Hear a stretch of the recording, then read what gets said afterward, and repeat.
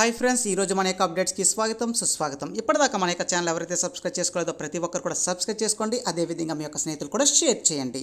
అయితే ముఖ్యంగా మన యొక్క క్లాస్ ఎవరైతే వింటున్నారో ప్రతి ఒక్కరు కూడా రన్నింగ్ నోట్స్ అండి మెయింటైన్ చేస్తే మీరు మంచి స్కోరింగ్ అనేది సాధించవచ్చు. దాంతోపాటు మీకు రివిజన్ చేసుకోవడం కూడా చాలా యూస్ఫుల్గా ఉంటుంది. ఇంకా మన యొక్క అప్డేట్స్ అనేవి తెలుగు మరి ఇంగ్లీష్ బోత్ లాంగ్వేజ్లో కూడా ఇవ్వడం జరుగుతుంది. అయితే మొదటి ప్రశ్న, which district in Kerala own the fishery department excellence award 2025? 2025 fishery department excellence అవార్డును కేరళలోని ఏ జిల్లా గెలుచుకుంది? సరైన సమాధానం ఆప్షన్ సి, కాసర్గోడ్ జిల్లాకి ఈ యొక్క అవార్డు అనేది రావడం జరిగింది. ఎక్స్ప్లెనేషన్లోని మొదటి పాయింట్ చూసినట్టయితే కేరళలోని పాపులర్ ఫిష్ ఫార్మింగ్ ప్రాజెక్ట్ కింద కాసర్గోడ్ జిల్లా ఫిషరీ డిపార్ట్మెంట్ ఎక్సలెన్స్ అవార్డు 2025ను గెలుచుకుంది. ఇంకా సెకండ్ పాయింట్లో ఏం చెప్తున్నారంటే మత్స్యరంగంలోని సాధించిన విజయాలకు ఉత్తమ జిల్లాగా ఈ యొక్క కాసర్గోడ్ అనేది నిలిచిందని చెప్పారు. ఇంకా థర్డ్ పాయింట్లో ఏం చెప్తున్నారంటే ఆక్వాకల్చర్ ఎక్సలెన్స్ను గౌరవిస్తూ ఏటా నిర్వహించే రాష్ట్ర రైతు అవార్డులో భాగంగా ఈ అవార్డును అందజేస్తున్నట్లుగా వారు చెప్పడం జరిగింది. రెండో ప్రశ్న చూసినట్టయితే Panna tiger reservoir is located in which state? Panna tiger reservoir ఏ రాష్ట్రంలో ఉంది? సరైన సమాధానం ఆప్షన్ డి, మధ్యప్రదేశ్. గుర్తుపెట్టుకోండి, అత్యధికంగా నేషనల్ పార్క్స్ ఉన్న రాష్ట్రం ఏదంటే మధ్యప్రదేశ్. అతి చిన్న నేషనల్ పార్క్ ఎక్కడుందంటే అది కూడా మధ్యప్రదేశ్లోనే ఉంది. దాని పేరు బోరా నేషనల్ పార్కు. అతి చిన్న నేషనల్ పార్క్ ఏంటంటే బోరా నేషనల్ పార్కు. ఇంకా ఎక్స్ప్లెనేషన్ చూద్దాం. ఎక్స్ప్లెనేషన్లో చూసినట్టయితే గతంలో దీనికి సంబంధించిన ఒక బిట్టు కూడా అడగడం జరిగింది. అయితే ఈరోజు ఎక్స్ప్లెనేషన్లో చూద్దాం ఏమన్నారో.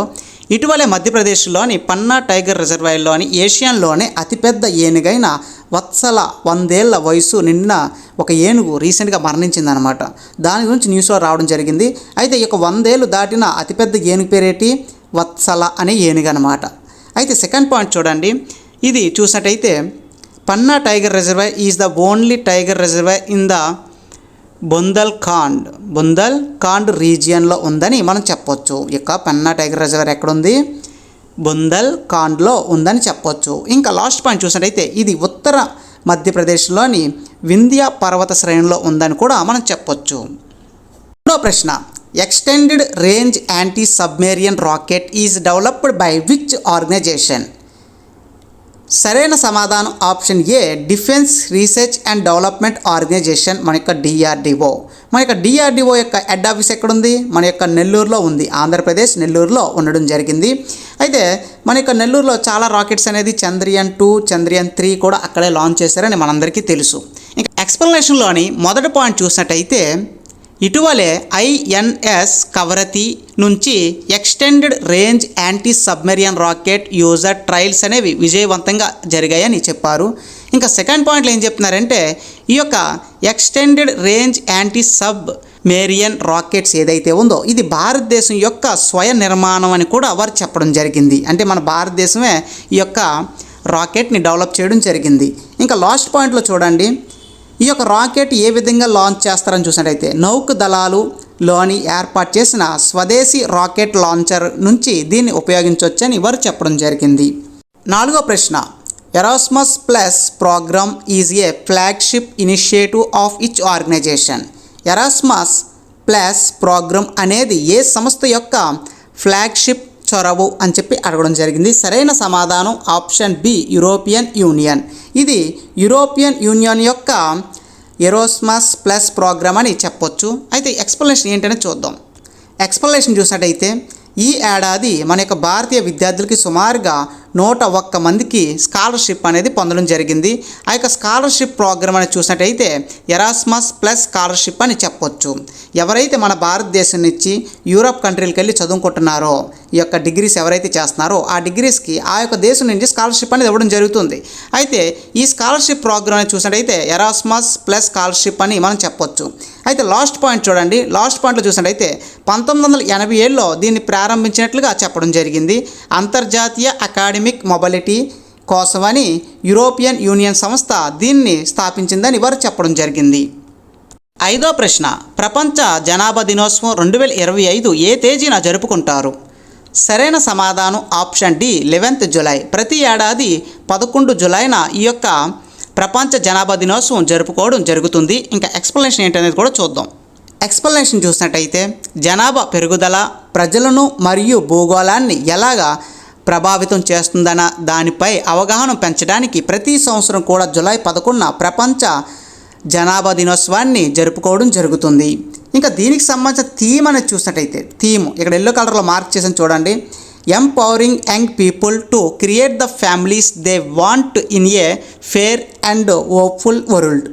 ఇక తెలుగులో చూడండి, నాణ్యమైన మరియు ఆశాజనక ప్రపంచంలో వారు కోరుకునే కుటుంబాలను సృష్టించడానికి యువతకు సాధికారత కల్పించడం వారి యొక్క లక్ష్యం అని చెప్పి ఈ యొక్క థీమ్ అనేది చెప్పడం జరిగింది. ప్రశ్న, ఢిల్లీలోని 11వ భారతీయ మొక్కజొన్న సదస్సు ఎవరు ప్రారంభించారు? సరైన సమాధానం ఆప్షన్ ఏ శివరాజ్ సింగ్ చౌహాన్.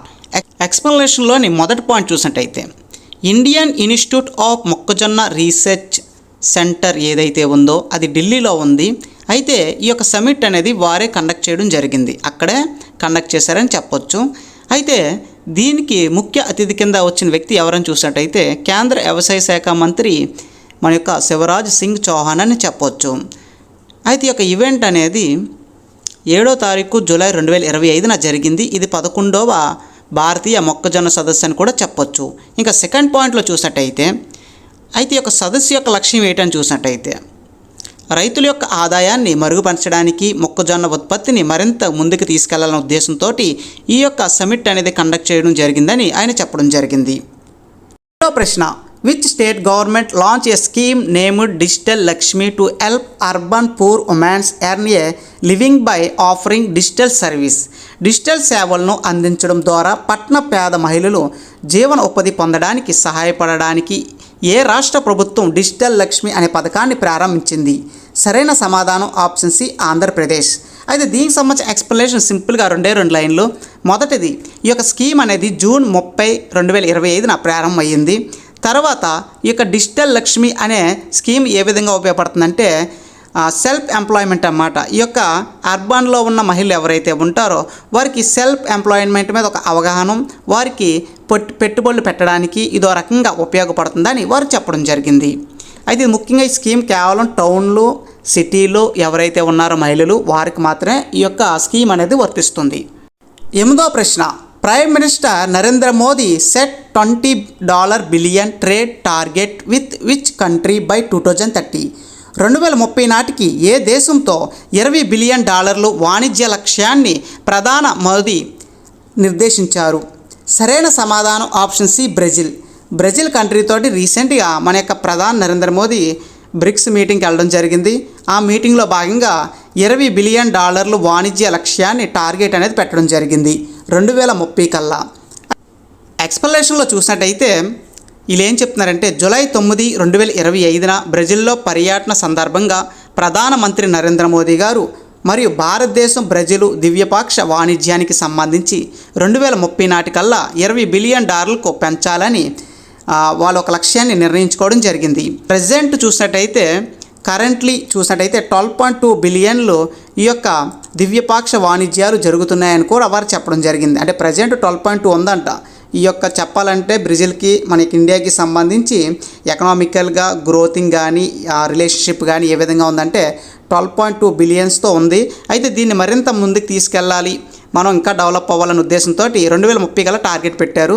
అయితే 2030 కల్లా ఎంత టార్గెట్ పెట్టారని చెప్పి క్వశ్చన్ అడిగితారు. $20 బిలియన్ టార్గెట్ పెట్టారని కూడా మనం చెప్పాల్సి ఉంటుంది. అదేవిధంగా ఇక్కడ మీరు చూసినట్టయితే ఇప్పుడు టార్గెట్ అయితే పెట్టారు 2030 కల్లా $20 బిలియన్ వెళ్ళాలి అని చెప్పి. అయితే అవి ఏట్ల మీద ఏంటనే తెలుసుకుందాం. ఇక్కడ చూసినట్టయితే యూపీఐ ట్రాన్సాక్షన్స్ కానీ, వ్యవసాయం, ఫార్మా అండ్ కీలక ఖనిజాలకు సంబంధించి, అంటే ఖనిజాలు అంటే మీకు తెలుసు కదా, మైనింగ్స్ కానీ, ఐరన్, కోల్ ఇలాంటివి ఏవైతే ఉన్నాయో వాటిల్లోని మరింత డెవలప్ అనేది అవ్వాలనే ఉద్దేశంతో ఈ యొక్క టార్గెట్ అనేది పెట్టుకోవడం జరిగింది. 9వ ప్రశ్న, Coartem is a new medicine for a newborns and infants that has been approved for use recently. నవజాతి శిశువులు మరియు శిశువులకు కోర్టెమ్ ఒక కొత్త మందు. ఇది ఇటీవలే ఉపయోగం కోసం ఆమోదించబడింది. అయితే రీసెంట్గా ఒక మెడిసిన్ ఆమోదించడం జరిగింది, పర్మిషన్ అనేది ఇవ్వడం జరిగింది. అయితే ఈ మెడిసిన్ దేని పర్పస్ అని చూసినట్టయితే మలేరియా. ఎక్స్ప్లెనేషన్లోని మొదటి పాయింట్ చూసినట్టయితే ఈ యొక్క కోర్టెన్ అనే మెడిసిన్ ఏదైతే ఉందో ఇది మలేరియాకి సంబంధించిన మెడిసిన్ అని చెప్పొచ్చు. అయితే ముఖ్యంగా అప్పుడే పుట్టిన పిల్లలు అదేవిధంగా చిల్డ్రన్స్ ఎవరైతే ఉంటారో వారందరికీ కూడా ఈ మెడిసిన్ యూజ్ చేయొచ్చు అని చెప్పడం జరిగింది. ఇంకా థర్డ్ పాయింట్ చూడండి లాస్ట్లో అని ఇక్కడ ఈ యొక్క కోర్టెమ్ అనే మెడిసిన్ ఏదైతే ఉందో ఈ మెడిసిన్ని డెవలప్ చేసింది ఎవరంటే నోవార్టిస్ సంస్థ ఈ యొక్క మెడిసిన్ని డెవలప్ చేయడం జరిగింది. పదో ప్రశ్న, who organized the exhibition and program in New Delhi on 9th July to mark the 125th birth anniversary of doctor Shyam Prasad Mukherjee. Doctor Shyam Prasad Mukherjee 125వ జయంతి పురస్కరించుకొని జూలై 9న ఢిల్లీలోని ప్రదర్శన మరియు కార్యక్రమాన్ని ఎవరు నిర్వహించారు? సరైన సమాధానం option C, minister of culture committee ఈ యొక్క బర్త్ యానివర్సరీ అనేది కండక్ట్ చేయడం జరిగింది, అది కూడా ఢిల్లీలోని. ఎక్స్ప్లెనేషన్ వచ్చేసరికి ఇందులో పెద్దగా అయితే ఏమీ లేదు, జస్ట్ ఏంటంటే ఆయన పేరు మీద చూద్దాం. శ్యామ్ ప్రసాద్ ముఖర్జీ 125వ జయంతి సందర్భంగా స్మారక నాణెము తర్వాత స్టాంపులను ఆవిష్కరించడం జరిగింది. 11వ ప్రశ్న, who chaired the 27th edition eastern zonal council meeting held in Ranchi on 10th July. జూలై 10న రాంచీలో జరగనున్న 27వ తూర్పు జోనల్ కౌన్సిల్ సమావేశానికి ఎవరు అధ్యక్షత వహించారు? సరైన సమాధానం ఆప్షన్ డి, అమిత్ షా. జూలై 10న మన యొక్క రాంచీలోని ఈస్టర్న్ జోనల్ కౌన్సిల్ మీటింగ్ జరిగింది. అయితే దీనికి ముఖ్య అధ్యక్షుల కింద అమిత్ షా గారు వ్యవహరించడం జరిగింది. అయితే దీనికి సంబంధించిన ఎక్స్ప్లెనేషన్ కూడా చూద్దాం. ఎక్స్ప్లెనేషన్లోని మొదటి పాయింట్ చూసినట్టయితే ఇది 27వ తూర్పు జోనల్ కౌన్సిలింగ్ సమావేశం అని చెప్పొచ్చు. ఇంకా సెకండ్ పాయింట్ చూసినట్టయితే ఈ యొక్క ఈవెంట్ అనేది 10వ తారీఖు జూలైలో జరిగింది, అది కూడా ఎక్కడ జరిగిందంటే రాంచీలో జరిగింది. అయితే ఈ యొక్క ఈవెంట్కి ముఖ్య అతిథి కింద అమిత్ షా అని చెప్పి మనం చెప్పొచ్చు. ఇంకా థర్డ్ పాయింట్ చూసినట్టయితే సుమారుగా ఈస్టర్న్ స్టేట్స్ ఏవైతే ఉన్నాయో ఆ యొక్క స్టేట్ల నుంచి ముఖ్య అతిథులు అనేది రావడం జరిగింది. అయితే స్టేట్లు ఏంటని చూసినట్టయితే జార్ఖండ్, బీహార్, ఒడిశా, వెస్ట్ బెంగాల్ ఈ యొక్క స్టేట్ల నుండి 70 మంది అధికారులు రావడం జరిగిందని చెప్పడం జరిగింది. అధికారులు అంటే ఇంకెవరు కాదు, మంత్రులు అనమాట. ఇంకా చివరి పాయింట్లో ఏం చెప్పారంటే ఈ యొక్క ఈవెంట్ ఏదైతే ఉందో ఈ యొక్క ఈవెంట్కి ముఖ్యమంత్రి Mohan Charan Majhi, deputy CM Parvati Parida and Odisha మంత్రి అయిన ముఖేష్ మహాలింగం వీళ్ళు ముగ్గురు కూడా ముఖ్య పాత్ర వహించారని కూడా చెప్పడం జరిగింది. 12వ ప్రశ్న, on July 9th how many MOUs were signated between India and Namibia to enhance cooperation in various sectors. జూలై 9న వివిధ రంగాల్లో సహకారాన్ని పెంపొందించుకోవడానికి భారతదేశం మరియు నమీబియా మధ్య ఎన్ని అవగాహన ఒప్పందాలు కుదిరాయి? సరైన సమాధానం ఆప్షన్ సి, 4. ఎక్స్ప్లెనేషన్లోని చివరి పాయింట్ చూడండి, రెండో పాయింట్లో చాలా క్లియర్గా మెన్షన్ చేశారు. అయితే 4 ఒప్పందాలు అన్నారు కదా, ఆ 4 ఏంటంటే ఆరోగ్యం, వైద్య, వ్యవస్థాపిక, అదేవిధంగా దివ్యపాక్షిక ఈ 4 వాటి మీద సిగ్నేచర్ చేసుకున్నారు. ఇంకా ఇంగ్లీష్లో చెప్పాలంటే health, medicine, entrepreneurship and bilateral development అని చెప్పడం జరిగింది. ఈ 4 వాటి మీద ఒప్పందాలు కుదిరించుకోవడం జరిగింది. 13వ ప్రశ్న, prime minister Narendra Modi recently completed is 5 nation tour. Which of the following these 5 nations? వీరేమంటున్నారంటే రీసెంట్గా ప్రధాని నరేంద్ర మోదీ గారు రీసెంట్గా 5 దేశాలు పర్యటించారు. అయితే ఆ యొక్క 5 దేశాలు ఏంటని అడిగారు. సరైన సమాధానం option A, Ghana, Trinidad and Tobago, Argentina, Brazil and Namibia ఈ యొక్క 5 దేశాలు కూడా ఆయన పర్యటించడం జరిగింది. అయితే వీటికి సంబంధించిన ఎక్స్ప్లెనేషన్ కూడా చూద్దాం. ఎక్స్ప్లెనేషన్లోని సెకండ్ పాయింట్ చూడండి. సెకండ్ పాయింట్లో ఏం చెప్తున్నారంటే రీసెంట్గా మన యొక్క ప్రధానమంత్రి నరేంద్ర మోదీ గారు 17వ ఎడిషన్ బ్రిక్స్ సమ్మిట్కి ఆయన వెళ్ళడం జరిగింది బ్రెజిల్ కంట్రీకి.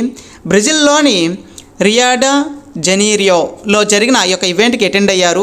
ఈ యొక్క అటెండ్ అయిన తర్వాత ఆయన మిగతా 4 దేశాలు కూడా తిరగడం జరిగింది.